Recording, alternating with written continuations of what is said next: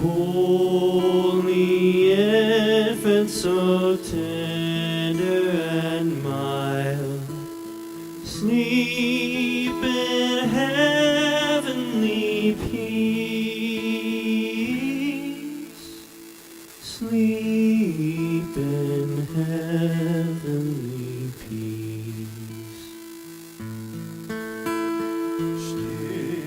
Stille Nacht, heilige Nacht, alles schlaft einsam wach, nur das traute hochheilige Paar, hohle Knabe im lockigen Haar, schlaf in himmlischer Ruhe,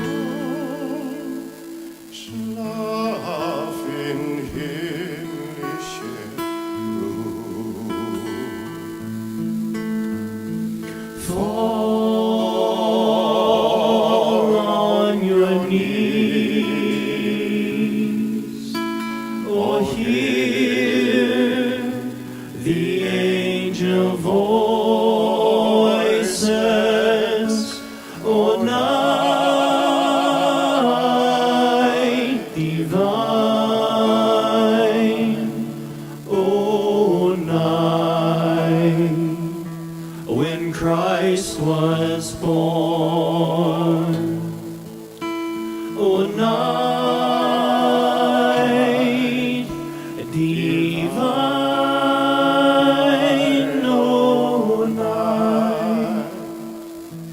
O night divine.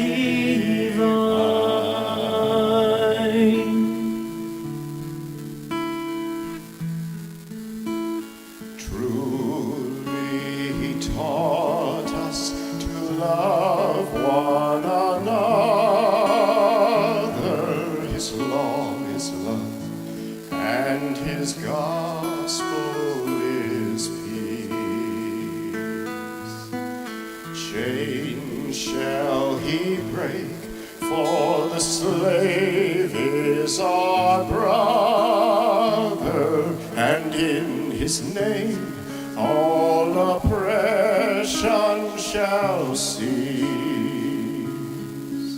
Sweet hymns of joy in grateful chorus raise we, let all within us praise his holy name. Christ is the Lord. Oh, praise his name forever. His power and glory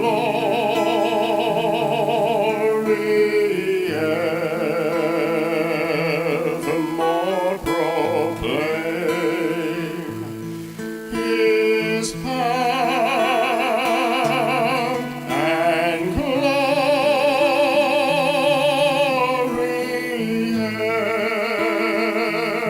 evermore proclaim.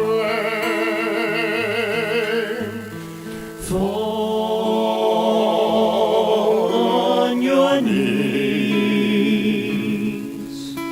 or hear the angel voices, O night divine, O night when Christ was born. O night divine,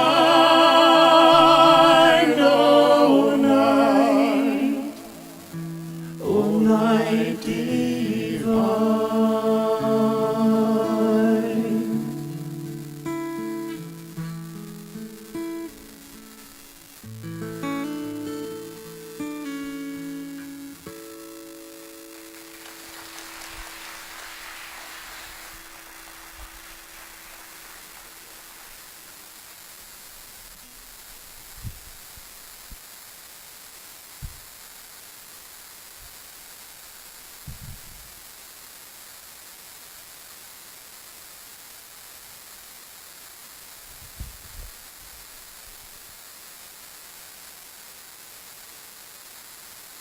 Are you afraid of the dark? Believe me, I know what that's like. Many nights I would still be awake when the sun rose. I'd rise from my bed, help Mother with the morning meal, and wander into my father's shop. He put me to work usually, whatever project he was working on. A table, a chair, a door frame, he would give me a task. Never a huge part, sanding or hammering a few pegs in, but it always gave me such joy to look at the finished product and know that I had a hand in it. Of course, most of the work was my father's, but still, I had a part. Father always made the same joking remark. Careful, don't let Joseph know how skilled you are, or he may put you to work in his shop. But night would come again, and the fear would return. In desperation, I spent many days in the temple court, pouring out my heart to Yahweh. I did everything I could think of to be assured that I was remaining in his light.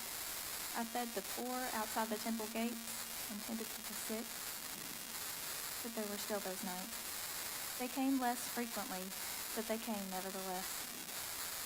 And then, one of those nights was interrupted. Unable to sleep, I was uneasy and unsettled. It felt like the shadows were closing in, despite my father's assurances, despite my trust in Yahweh. I knelt beside my bed and cried out to God for peace and for his presence. He hears our prayers. Of this I'm certain.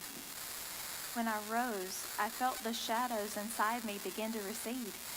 And then suddenly, the darkness around me fled. Like a light, like 1,000 lanterns filled every corner.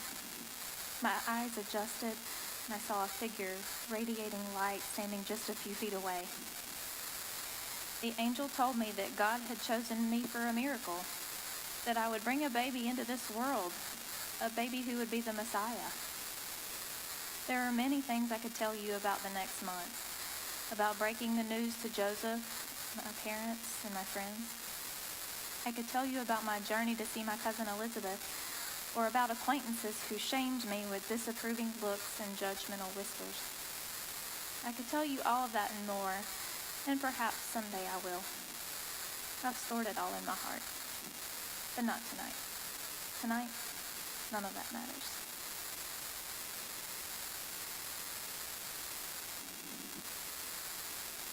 Because tonight, I get to hold this baby boy, all rosy-cheeked and chubby.